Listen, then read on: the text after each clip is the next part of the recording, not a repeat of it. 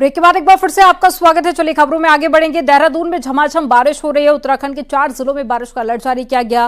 कल से एक हफ्ते तक बारिश होगी। नैनीताल चंपावत में बारिश जारी है। तस्वीरें आपको दिखा रहे हैं। पहले के मुकाबले लोगों को गर्मी से राहत मिली है और अब बारिश हो रही है।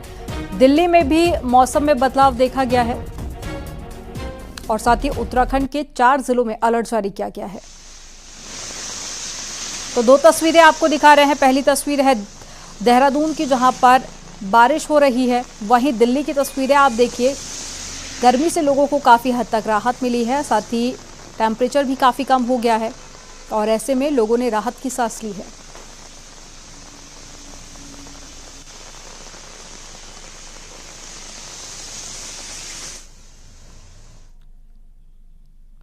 प्रतापगढ़ में सरकारी तालाब की जमीन पर किए गए अतिक्रमण पर प्रशासन का बुलडोजर चला। तालाब की जमीन पर अवैध रूप से किए गए निर्माण को प्रशासन ने बुलडोजर चलाकर गिरवा दिया।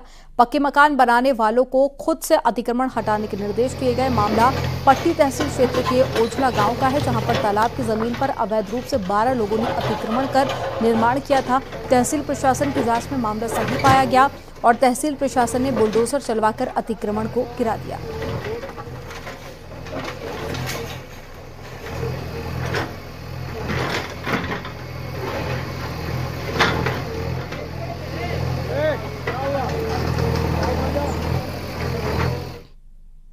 हमीरपुर में एक बुजुर्ग किसान का अपहरण कर हत्या कर दी गई। बुजुर्ग का शव फांसी के फंदे पर लटका मिला। बुजुर्ग की पत्नी ने 4 लोगों के खिलाफ राठ कोतवाली में पति के अपहरण की तहरीर दी थी, लेकिन पुलिस ने अनसुनी कर दी और बुजुर्ग का शव मिलने के बाद में पुलिस ने आरोपियों की धरपकड़ शुरू कर दी। ठीक है, आया होगा। सक्रिय हो गई उनको ढूंढने में और जिन जिन के ऊपर उनके द्वारा संदेह जताया गया था उन लोगों को भी ला करके पूछताछ की जा रही थी। इसी दौरान सुबह करीब 11 बजे उनकी डेड बॉडी साईं मंदिर के पीछे राजेंद्र यादव के खेत में नीम के पेड़ पर लटकती हुई पाई गई, जिस पर तत्काल पूरी फोर्स आकर फोरेंसिक टीम को भी बुलाकर इनकी डेड बॉडी को उतार करके पंचायतनामा भरकर पोस्टमार्टम के लिए रवाना कर दिया गया है। क्या आपने किसी सरकारी कर्मचारी को ड्यूटी के लिए अपनी जान जोखिम में डालते देखा है? बिहार में ट्रेन के लिए लोको पायलट ने यह किया है।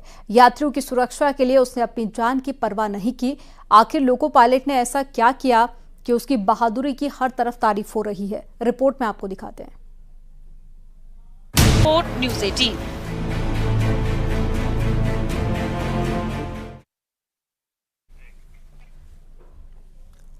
अल्मोड़ा में लाख कोशिशों के बाद भी कोसी नदी का पानी घट रहा है। आखिर ऐसा क्यों हो रहा है? रिपोर्ट में आपको दिखाते हैं।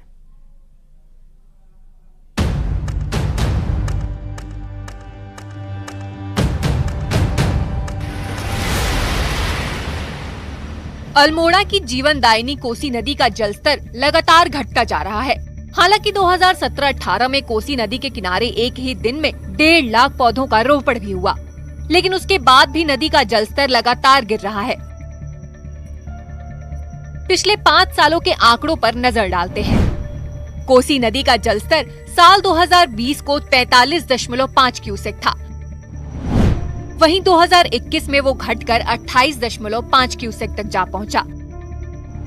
साल 2022 को नदी का जलस्तर 26.5 क्यूसेक पहुंच गया, जिसके बाद साल 2023 में जलस्तर 69.5 क्यूसेक रहा,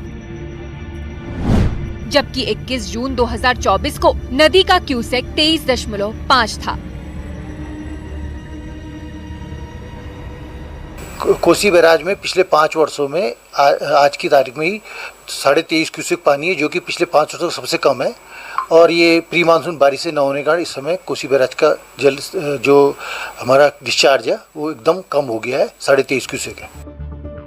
वहीं भूवैज्ञानिकों का कहना है कि बारिश के पानी को रोकने के लिए चेक डैम, चेक वाल भी जरूरी है, क्योंकि पौधारोपण करने से ही नदी का जलस्तर नहीं बढ़ेगा। इसी घटते हुए जलस्तर को ध्यान में देते हुए मैंने प्रशासन को, शासन को प्रस्ताव दिया और उन्होंने कार्य भी किया उसमें। और उस कार्य में उसमें बहुत सारे जो मैकेनिकल ट्रीटमेंट किए गए हैं, उसमें होल्स बनाए गए हैं, ट्रेंच बनाए गए हैं, पिरूल के चेक डैम बनाए गए हैं। कोसी नदी में कम होता पानी चिंता का सबब है। ऐसे में नदी के गिरते जलस्तर को बचाने के लिए कोई ठोस कदम उठाने की जरूरत है। न्यूज़ 18 के लिए अल्मोड़ा से किशन जोशी की रिपोर्ट।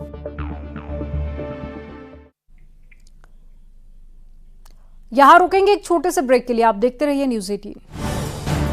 आप देख रहे हैं न्यूज़ 18 उत्तर प्रदेश उत्तराखंड।